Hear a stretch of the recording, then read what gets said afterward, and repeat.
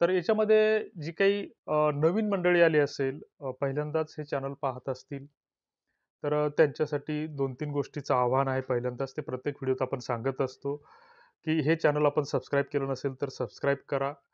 आणि पहिल्यांदा अ, मराठा लग्न अक्षदा हा गेल्या 6 वर्षापासून एक जो काही कन्सेप्ट आहे, तर हा एक सामाजिक प्लॅटफॉर्म आहे आणि या माध्यमातून लग्न जुळतात किंवा आम्ही लग्न जुळवतो असा दावा आम्ही कुठेच करत नाही. आणि हे जर आपण डोक्यात घेऊन आलं असेल किंवा आता इकडे आपण नोंदणी केली किंवा हे जर केलं तर आपलं लग्न जुळेल, तर हा भ्रम डोक्यातून काढून टाका.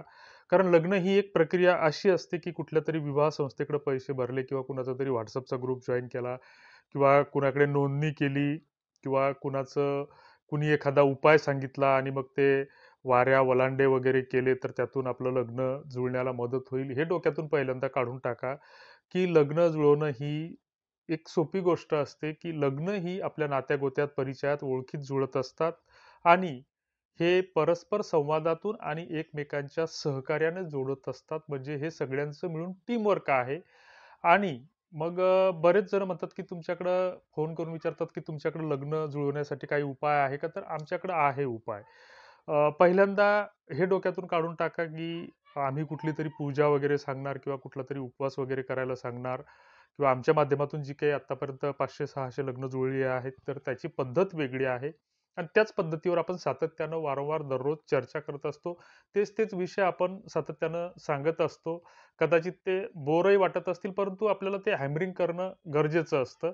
कारण सध्या फसवणुकी खूप मोठ्या प्रमाणामध्ये वाढलेल्या आहेत आणि जो तो येतो, तो फक्त आपला फसवणुकीचा धंदा सांगत असतो आणि आम्ही एकमेव महाराष्ट्रातील असे आहोत, की लोकांना हे सांगत असतो, की लग्नासाठी कुठेही पैसे भरू नका किंवा आम्ही सुद्धा कुणाला कुठल्याच गोष्टीसाठी पैशाची मागणी करत नाही. जसं की आपल्याकडे आपली जी काही संस्कृती परंपरा आहे, तर आपल्याकडे काही दिवसांपूर्वी पाण्याच्या पाणपोया लागायच्या उन्हाळ्याच्या दिवसामध्ये आणि मग ही पाणपोई लावण्यामागचा जो काही उद्देश असायचा, की त्याच्यातून पुण्य मिळवायचे लोकं. मग आपण अजूनही पाप-पुण्याच्या संकल्पनेवर जगत असतो आणि मग कुठल्या गोष्टीमध्ये आपल्याला पुण्य मिळतं आणि कुठली गोष्ट केल्याने आपल्या हातून पाप घडतं, याचा विचार हा ज्याचा त्यानं करायचा असतो. मग आपल्याकडे जर पाणी असेल, तर मग ते पाणी आपल्याला पाणपोई लावून सेवाभाव जोपासायचा, की त्या पाण्याचा व्यापार, बाजार करायचा, हा ज्याचा त्याचा प्रश्न आहे. त्याला आपण कुठलंही म्हणणार नाही.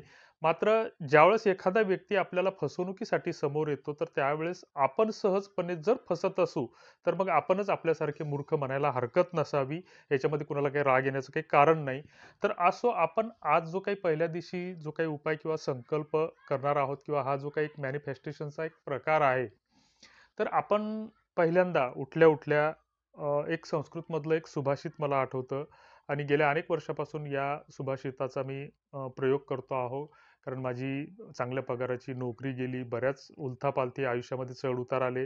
मात्र अजूनही मी आज पत्र्याच्या घरात जरी राहत असलो, तरी स्थिर, स्थावर आहे. मनाला जी काही शांती मिळते, आत्मशांती मिळते, तर त्याचं मूल्यमापन हे पैशामध्ये करता येणार नाही. मग त्यामुळे जास्त पैसा असला किंवा जास्त पैसे आले म्हणजेच माणूस सुखी होतो अशातला भाग नाही. विशेषतः जे काही मुली असतील किंवा मुलींचे पालक असतील, तर मुलांकडे चांगल्या पगाराची नोकरी आहे, त्याचा फ्लॅट आहे, त्याच्याकडे शेती आहे, घर आहे, खूप प्रॉपर्टी आहे, म्हणजेच सुख मिळतं. हा भ्रम डोक्यातून काढून टाका. मजुरी करणारी पण कुटुंब किंवा जोडपी ही सुखा-समाधानाचं आयुष्य जगतात. पती-पत्नीचं नातं हे पहिल्यांदा परस्परावरील प्रेम आणि विश्वास या 2 गोष्टीवर आधारलेलं असतं.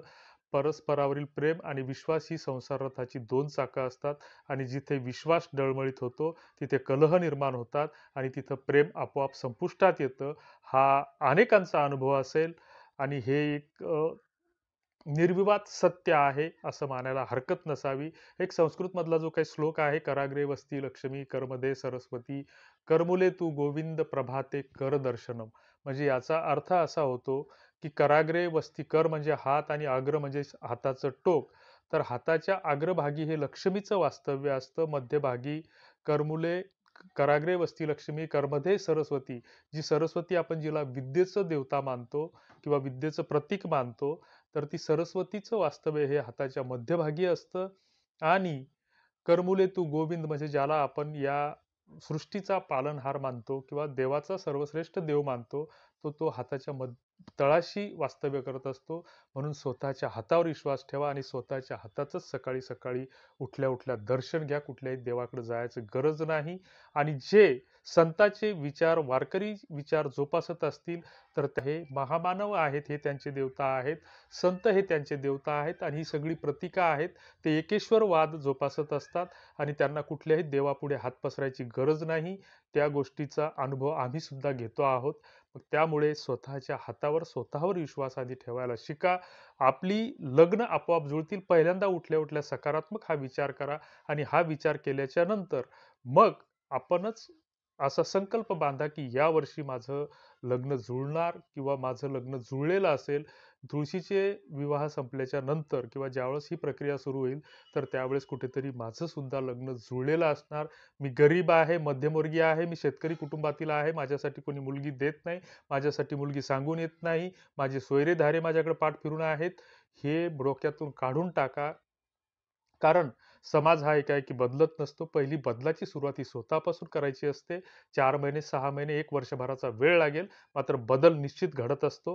हे आमचं गॅरंटीचं विधान आहे आणि फक्त स्वतःपासून बदलायला सुरुवात करा. आपली संगत चांगल्या लोकांसोबत असू द्या. कुठल्या गोष्टी जर आपल्याकडे वाईट सवय असतील, तर त्या वाईट सवयी सोडण्याचा, तोडण्याचा, मोडण्याचा प्रयत्न करा.